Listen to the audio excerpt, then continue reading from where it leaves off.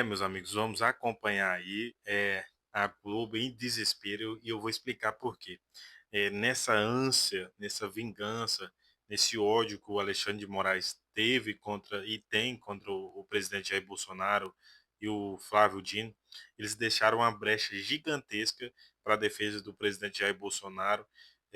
Tá entrando com embargos e recursos que pode favorecer o presidente Jair Bolsonaro e eles estão em total desespero. Vocês vão acompanhar nesse vídeo aqui, é muito interessante, muito importante. E eu já quero pedir para você dar aquela força para esse canal de direita, deixa aqui o seu like, se inscreva no canal se você não for inscrito, é muito importante. Vamos acompanhar o desespero aí da mídia com a defesa do Bolsonaro. E já deixou claro que vai entrar com alguns recursos, e recurso esse muito importante que pode aí estar favorecendo o presidente Jair Empresas vão Bolsonaro. fazer, afinal de contas, esse julgamento, essa condenação, históricos, né? Ninguém sabe direito qual tipo de instrumento, quer dizer, se tateia quais são os instrumentos jurídicos disponíveis. A defesa do ex-presidente, ela vai contar com esses dois tipos de recursos no STF. A gente está falando de STF primeiro, tá? Porque tem outras vias, a gente vai falar sobre elas. Focando no STF, que é o que a Carla nos contava. Dois tipos de embargos, recursos. Os declaratórios, que ela dizia, que são embargos que não mudam o resultado, que é para tirar assim, uma dúvida sobre o que está escrito no acórdão, por exemplo. Não está muito clara essa passagem, poderia até eventualmente ter um impacto na dosimetria. Mas, enfim, os declaratórios que cabem com certeza, tá, que vão ser impetrados, ingressados pela defesa, e os chamados infringentes, como ela dizia. Esse que é o ponto mais polêmico, gente. Esse cabe uma discussão jurídica, se serve ou se não serve. E aí tem uma ponta solta no regimento do STF, e em razão dessa ponta solta no regimento do STF, as defesas estão dizendo que vão ingressar, sim, com o infringente. Vamos entender agora tudo isso com base no material que o nosso super editor Juliano Zarembski preparou para a gente. A Carla falava desse artigo, né? 333 do Regimento Interno da Corte, que explica que esse recurso, os embargos infringentes, pode ser usado contra uma decisão não unânime do plenário ou da turma. Aí, em seguida, ele diz assim, num parágrafo único, abre aspas, o cabimento dos embargos em decisão do plenário depende da existência, no mínimo, de 4 votos divergentes, fecha aspas. É esse o ponto. É esse o ponto que pode favorecer no entendimento da defesa o ex-presidente Bolsonaro. Por quê? Originalmente, os regimentos internos do STF previam os embargos infringentes para os julgamentos feitos pelo plenário, pelos 11 ministros. Aí entra esse mínimo de 4 divergências, está falando de 11 pessoas, tá?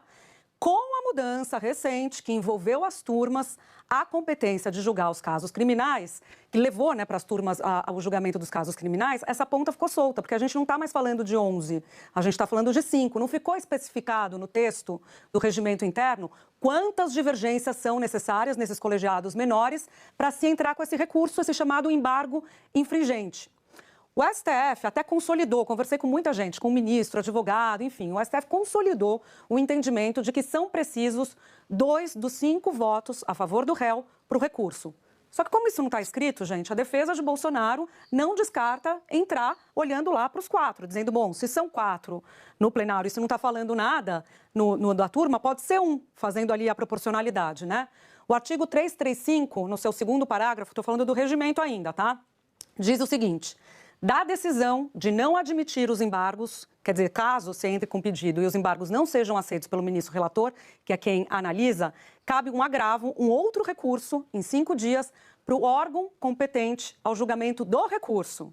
Então, quer dizer, para serem aceitos os embargos, esses embargos infringentes, para começar toda essa discussão, se é 4, se é 2, se é 1, eles têm que passar, não adianta, eles têm que passar pelo ministro relator, o ministro Alexandre de Moraes. E ele pode não acatar o pedido, pode entender que não, é 1 só tem um voto do fluxo divergente, não são 2, então eu não aceito. Aliás, já tem precedente sobre isso. Mas aí tem o recurso, o regimento, você viu, está falando que cabe o recurso se ele não aceitar, caso não haja admissibilidade. Aí, outra dúvida que tem uma omissão no regimento. O agravo contra essa decisão de não admitir, de não admissão, quer dizer, o recurso contra essa decisão do ministro Alexandre de Moraes, vai para a turma ou para o plenário? Vai para a turma de novo com os 5 ou vai para o plenário?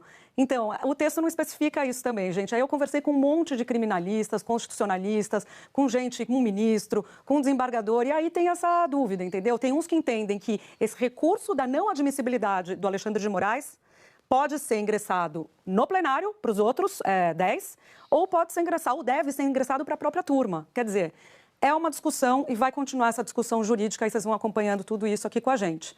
Vamos continuar nesse tema sobre os desdobramentos da condenação do ex-presidente Bolsonaro e dos 7 réus. Vamos falar com o professor de Direito Constitucional da Universidade Federal Fluminense, Dr. Gustavo Sampaio, ele que me ajudou a tentar entender, na verdade, porque ele conseguiu, que o professor é muito didático, toda essa discussão sobre os recursos possíveis ou não. Doutor Gustavo, muito boa tarde para o senhor. Obrigada pela sua presença mais uma vez aqui na Globo News. Queria que o senhor começasse, então, falando desses recursos existentes, qual a possibilidade de se ter alguma vitória por parte da defesa no STF? Possibilidade de vitória é muito pequena, Júlia. Boa tarde a você, boa tarde, Otávio, boa tarde a todos que nos acompanham na Globo News.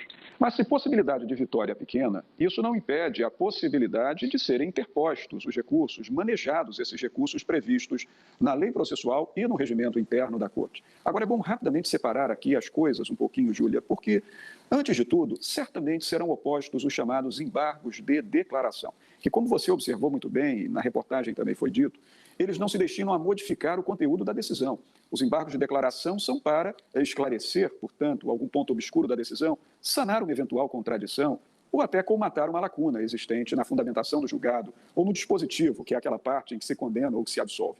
Os embargos de declaração servem para isso, não para modificar a decisão. Todavia, qual é o impacto cronológico que sugere, Júlia? Se os embargos de declaração têm a possibilidade de mudar o texto da decisão, rumo a produzir esclarecimentos esperados, então o prazo dos outros recursos fica suspenso enquanto os embargos não forem decididos, entende? Por quê? Porque um recurso que pretenda modificar, logo que tenha efeito infringente, como os embargos infringentes, esse recurso será interposto em cima de uma decisão que está devidamente esclarecida. Se ela não tiver esclarecida, os embargos de declaração serão julgados antes. Então já há essa questão que mexe na cronologia. Depois dos embargos de declaração, aí você explicou muito bem, os embargos infringentes. Mas o fato de o regimento não estabelecer cláusula de divergência mínima, o Supremo Tribunal Federal, como você mencionou o caso Paulo Maluf, já deixou claro que a divergência na turma é de 2 ministros, por quê? Porque se a turma é de 5 e o plenário é de 11, e no plenário são exigidas 4 divergências, então na turma são exigíveis 2 divergências. Mas os embargos serão certamente apresentados pela defesa. E o relator, Alexandre de Moraes, poderá, no juízo de admissibilidade, como você também disse muito bem, negar seguimento aos embargos. E aí virá o agravo para discutir no plenário se efetivamente esses embargos podem seguir ou não. Então, para fechar, Júlia, todo recurso ele tem 2 fases, a fase de admissibilidade e a fase de mérito.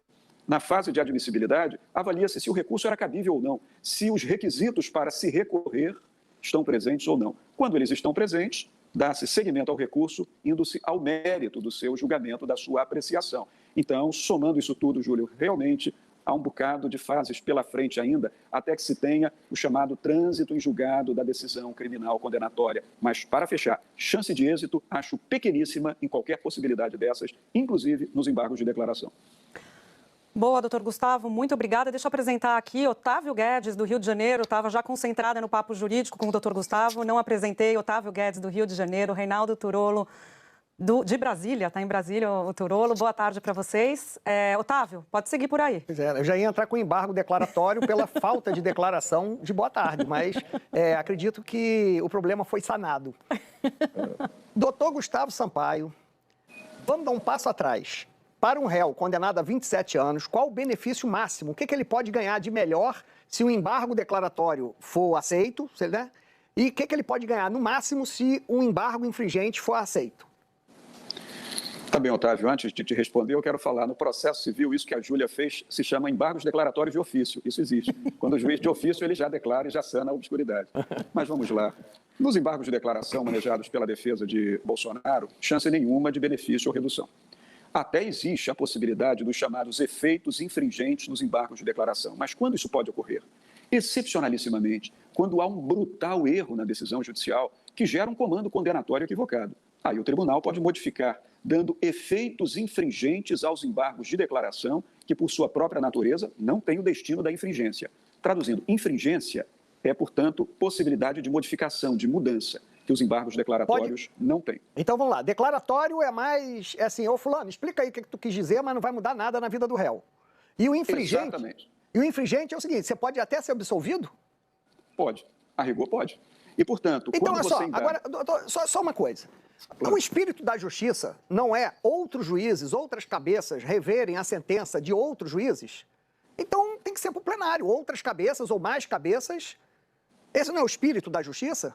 Porque como é que a turma vai... Ah, não, é realmente, pensando bem, não é 27 anos, não, é absolvição. Otávio, mas nos embargos infringentes, o recurso vai para o plenário mesmo. O que se está dizendo é que nos embargos infringentes, o juízo de admissibilidade, isso acontece nos tribunais, é feito por quem? Pelo relator da ação originária. Então, dizer se os embargos são cabíveis ou não, sem julgar o mérito, é uma tarefa do relator, no caso aqui o ministro Alexandre de Moraes. Se ele, porventura, nega aos embargos, é possível agravar para forçar o seguimento dos embargos. Mas nada disso tem a ver com julgamento de mérito. Quem faz o julgamento de mérito dos embargos infringentes, se ele passar no juízo de admissibilidade? É o plenário do tribunal. Então, respondendo à tua questão. Diga, Júlia. Não, é que é exatamente esse ponto que dá confusão, que o senhor estava me explicando ontem. A questão é, Otávio, se ele não topa o embargo infringente, o ministro Alexandre de Moraes, o relator. O relator, se ele fala, não cabe aqui infringente, você pode agravar, você pode recorrer dele dizendo, me corrija se eu estiver errada, doutor Gustavo, dele falar, não cabe. E aí a dúvida aqui é o recurso disso.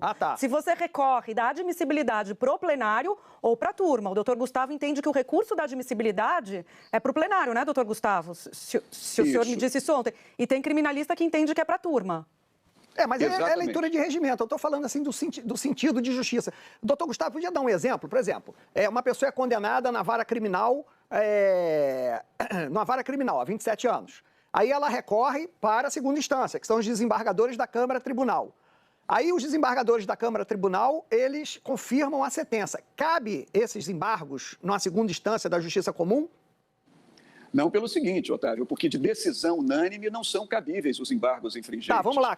A Câmara teve um voto contra. Teve um fux lá na Câmara Criminal. Um voto contra. Aí o advogado pode entrar na Câmara com embargo infringente? Na Câmara, não. Ele vai opor embargos infringentes dependendo do tribunal, Otávio, porque nós temos 94 tribunais no Brasil. Mas no tribunal aqui do meu estado, por exemplo, do estado do Rio de Janeiro, para te responder como exemplo. Então, aqui no tribunal, se uma Câmara Criminal deixa divergência ensejadora de embargos infringentes, são cabíveis embargos infringentes para aquilo que o regimento interno aqui do nosso tribunal no estado do Rio chama de grupo de câmaras criminais. Então, um grupo que reúne desembargadores de duas câmaras vai se reunir para julgar os embargos infringentes. No Supremo Tribunal, a solução é mais fácil. Sim, no outras Supremo cabeças Tribunal, analisando, que faz mais senso de justiça, né?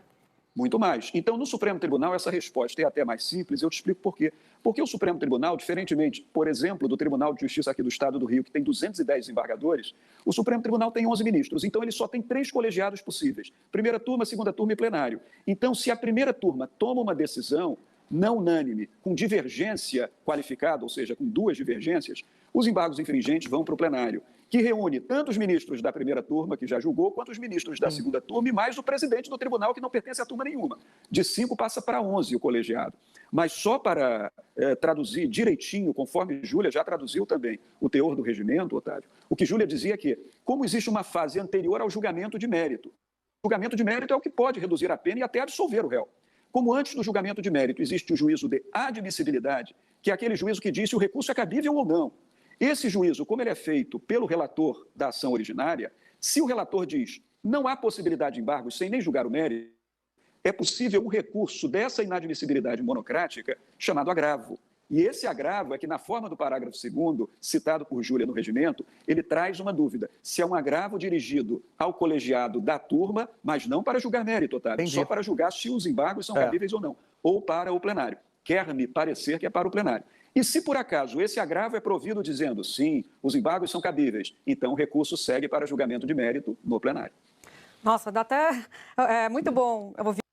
Meus amigos, vimos aí como a Rede Globo está aí preocupada com os embargos que os advogados do presidente Bolsonaro ainda podem entrar, ainda tem aí, e eles estão aí preocupados porque de todas as formas essas pessoas aí querem perseguição, querem ver o Bolsonaro de todas as formas preso, e quando eles veem e cada dia que passa está ficando mais clara essa perseguição, mais clara ainda do que já é claro, essa perseguição política que vem fazendo não é de hoje, não é desse último ano, é desde 2019 que o presidente Bolsonaro, até antes mesmo disso, mas de 2019 para cá que o presidente Bolsonaro foi eleito presidente do Brasil, foi um total perseguição política, a maior perseguição política da história desse Brasil.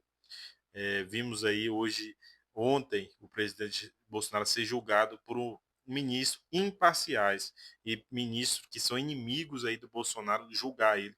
Advogados do Lula julgar o presidente Jair Bolsonaro, sabemos muito bem do que aconteceu. E a história vai dar razão ao voto do ministro Fux, que foi cirúrgico e foi ali um juiz imparcial. Ali ele aplicou a lei e como não tinha prova contra o presidente Bolsonaro, ele absolveu o presidente Bolsonaro. Vimos aí o desespero que eles estão com as possíveis aí reviravoltas jurídicas que pode acontecer. Galera, eu queria fazer um pedido para vocês. É muito importante vocês que acompanham o nosso canal, se inscrever no nosso canal. Se você está assistindo esse vídeo, se inscreva no nosso canal, deixa aqui o seu like, é importante demais o seu like, comente aqui embaixo, a gente sempre pede para você comentar de qual estado, de qual cidade você está nos acompanhando, isso nos mostra da onde está acompanhando o público, de quais estados, de qual cidade mais acompanha a gente, deixa aqui nos comentários. Tamo junto e até o próximo vídeo.